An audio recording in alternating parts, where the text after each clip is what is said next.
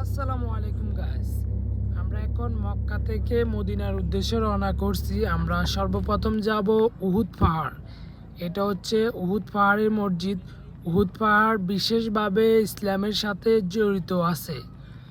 আহ, এই উহুদ পাহাড়ে নির্মমভাবে হজরত রাসূলুল্লাহ সাল্লাল্লাহু আলাইহি সাল্লামকে আহত করেছেন এবং তার দাঁত দাঁত মোবারক শহীদ করেছিলেন। এবং হজরত হামজা রাদিয়াল্লাহু তাআলা এবং তার সাহাবী ৭০ জন সাহাবী তারা একই সঙ্গে শহীদ হয়েছিলেন এবং তাদেরকে একই সঙ্গে এই জায়গাতে দাফন করা হয়েছিল।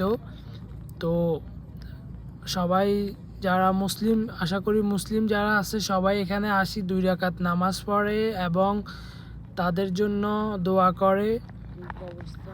দেখতেছেন অনেকে আসতেছে, কবর জিয়ারত করতেছে। এখানে বাংলা, আরবি, ইংলিশ সব কিছু দিয়ে বোঝানোর চেষ্টা করতেছে সবাইকে। আর এটি হচ্ছে উহুদ পাহাড়।